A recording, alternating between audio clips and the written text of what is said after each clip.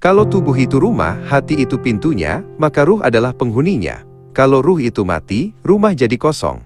Orang bisa tetap jalan, makan, bicara, bahkan berdakwah, tapi kosong. Itulah kenapa banyak orang hidup tapi tak hidup. Matanya terbuka, tapi jiwanya tidur. Sekarang, mari kita mulai dengan ayat yang paling dalam tentang ruh. Ayat yang bahkan Rasulullah pun ketika ditanya tentangnya, Allah memerintahkan beliau menjawab dengan singkat tapi mengguncang dunia. Quran Suratul Isra, ayat 85. وَيَسْأَلُونَكَ عَنِ الرُّوحِ قُلِ الرُّوحُ مِنْ أَمْرِ رَبِّي وَمَا أُوتِيتُم مِنَ الْعِلْمِ إِلَّا قَلِيلًا. Kita bedah biar bisa sama-sama belajar. وَيَسْأَلُونَكَ عَنِ الرُّوحِ. Dan mereka bertanya kepadamu tentang ruh. Perhatikan. Allah tidak bilang tentang nyawa, tapi tentang ruh. Kata yas'alunaka berasal dari akar soal, bertanya, menuntut, menggugat. Jadi bukan sekadar ingin tahu tapi semacam memaksa ingin dijelaskan. Manusia itu suka merasa pintar, ingin menjelaskan segala hal, padahal ia sendiri tak kenal dirinya. Dan anir ruh itu bentuk tunggal, dari akar, ro, waw, ha, yang berarti angin lembut, napas, kedamaian. Jadi ketika Allah menyebut ruh, yang dimaksud bukan zat kasar, tapi getaran hidup yang lembut. Kau tidak bisa melihatnya, tapi semua yang hidup bergantung padanya. Seperti angin, tidak terlihat, tapi menggerakkan segalanya. Qulir ruhu min amri rabbi. Katakanlah, ruh itu termasuk urusan Tuhanku. Nah ini bagian yang paling penting, kalau dibaca dengan mata dunia. Allah tidak menjelaskan apa itu ruh, kenapa? Karena tidak bisa dijelaskan, hanya bisa disadari. Kata amr bukan sekadar urusan. Dalam bahasa wahyu, amr adalah perintah eksistensial. Kun fayakun, jadilah maka jadilah. Jadi ruh itu bukan ciptaan dalam pengertian fisik, tapi ciptaan dalam perintah, dalam getaran, langsung dari kehendak Tuhan. Makanya Allah berkata min amri rabbi, dari urusan Robku. Bukan min khalqi rabbi, dari ciptaan Tuhanku. Artinya apa? Ruh itu tidak diciptakan dengan alat, tapi dihadirkan dengan perintah. Itulah sebabnya, ruh tak bisa mati. Tubuh mati karena ia makhluk, tapi ruh kembali karena ia perintah. Jadi kalau kau ingin mengenal ruh, jangan cari dengan otak, cari dengan diam. Karena ruh bukan untuk dijelaskan, tapi untuk dirasakan.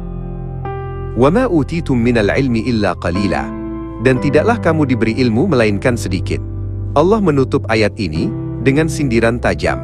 Kita sibuk bicara tentang ruh, seolah tahu segalanya, tapi sebenarnya kita cuma pegang debu dari samudera pengetahuan.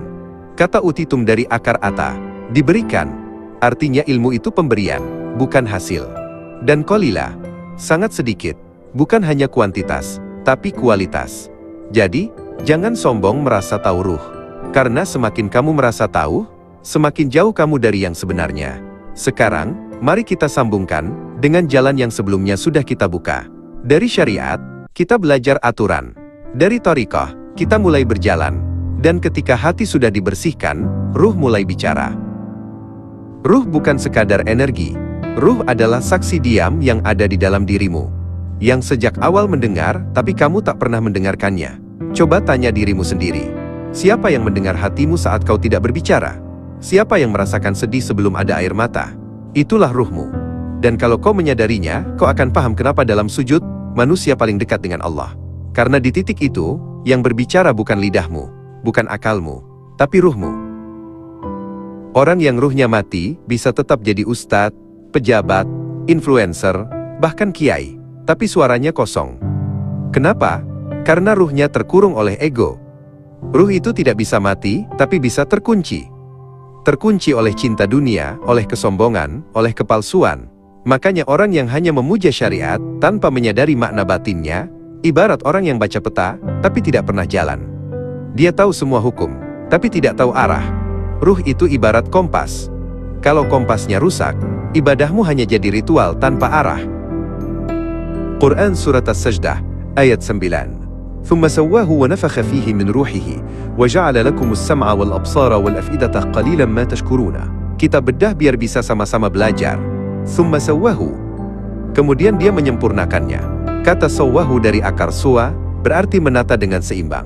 Tubuhmu disusun sempurna. Tapi perhatikan, kesempurnaan tubuh belum tentu hidup kalau ruh belum masuk. Wa nafakha fihi min ruhihi. Lalu dia tiupkan ke dalamnya sebagian dari ruhnya. Nah ini yang sering bikin manusia salah faham. Allah tidak bilang ruh Allah, tapi dari ruhnya. Artinya bukan berarti kita bagian dari Tuhan, tapi kita hidup dengan cipratan kesadaran ilahi. Ruhmu itu bukan Tuhan, tapi pintu menujunya. Kalau kau buka pintu itu, kau akan menemukan cahaya yang tak berujung. Dan karena itu, manusia diberi potensi untuk sadar akan asalnya. Makanya di akhirat nanti, yang akan kembali bukan tubuhmu, tapi kesadaran ruhmu. وَجَعَلَ لَكُمُ السَّمْعَ وَالْأَبْصَارَ وَالْأَفْئِدَةَ. Dan dia menjadikan bagi kalian pendengaran, penglihatan, dan hati. Ini menarik. Urutannya bukan mata dulu, tapi telinga, mata, hati. Kenapa? Karena jalan masuk kebenaran bukan lewat melihat, tapi mendengar. Mendengar kalam Allah, mendengar nurani, mendengar panggilan dalam dirimu. Dan setelah itu barulah melihat, bukan dengan mata dunia, tapi dengan mata hati. Lalu semua itu disempurnakan oleh afidah, kesadaran yang dalam. Qalilan ma tashkurun. Sedikit sekali kamu bersyukur. Ya, karena kita sibuk memuja ciptaan, tapi lupa pada sumber kehidupan itu sendiri. Kita memuja ilmu, tapi lupa menyadari siapa yang memberi kemampuan memahami. Jadi, jalan dari syariat menuju thariqah, dari thariqah menuju pembersihan hati, dan dari situ menuju kesadaran ruh, itu bukan perjalanan fisik. Itu perjalanan pulang, dan di ujungnya bukan surga, tapi pertemuan. Pertemuan dengan zat yang darinya ruh itu datang. Maka, kalau kau ingin mengenal Allah, jangan cari di langit. Cari di tempat ia meniupkan sesuatu dari dirinya, di dalam dirimu sendiri. Ruh itu aneh. Ia tak bisa ditimbang, tak bisa diukur, tak bisa difoto. Tapi tanpa ruh, manusia cuma jasad yang bisa digerakkan mesin. Ruh adalah rahasia Allah yang bahkan para malaikat pun tidak tahu hakikatnya. Pertanyaan ini bukan soal ingin tahu, ini pertanyaan yang muncul dari keinginan manusia, memahami sesuatu yang tidak bisa dipegang. Karena manusia itu makhluk penasaran. Tapi, justru disitulah pelajarannya. Kadang Allah menutup pintu pengetahuan tertentu supaya kita sadar. Tidak semua bisa dijelaskan oleh logika. Qulir ruhu min amri rabbiya. Katakanlah, ruh itu urusan Tuhanku. Nah ini, kalimat yang sering bikin orang salah paham. Maksudnya bukan Allah menyembunyikan karena pelit, tapi karena rahasia itu terlalu besar untuk ditampung oleh otak manusia. Ruh bukan ciptaan biasa, seperti air atau api. Ruh itu amr Rabbi, perintah langsung dari Allah, bukan hasil proses alam. Jadi, saat ruh itu meniup ke jasad, yang masuk itu bukan sekadar energi, tapi perintah ilahi yang membuat kita bisa berkata aku.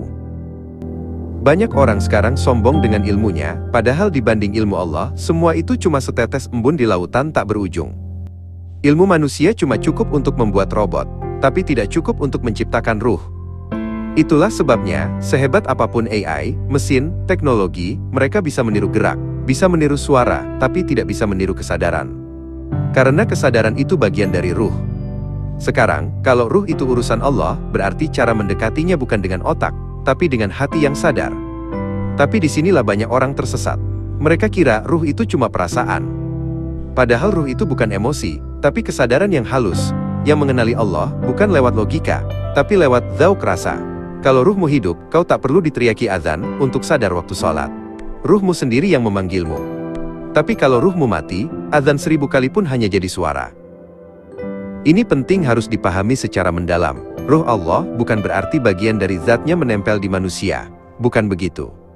Tapi ruh itu datang dari perintah Allah, dari kehendak yang paling tinggi. Maka ketika ruh itu dihembuskan ke dalam jasad, manusia jadi makhluk yang unik, bisa berpikir, bisa mencintai, bisa mengenal Tuhannya. Tapi kalau ruh itu kotor, manusia bisa jadi lebih rendah dari binatang, karena jasadnya hidup tapi ruhnya mati. Ini yang sering dilupakan banyak orang yang merasa beragama. Mereka sibuk dengan simbol, tapi tidak pernah menyalakan ruhnya. Ruh itu seperti pelita dalam dirimu. Sholat, puasa, zikir, itu semua bahan bakarnya. Tapi kalau pelitanya tidak dinyalakan, semua ibadahmu hanya jadi rutinitas kosong.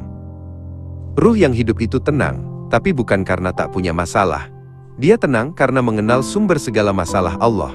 Ruh yang hidup itu menangis, tapi bukan karena lemah, karena sadar betapa kecilnya dirinya di hadapan yang maha besar.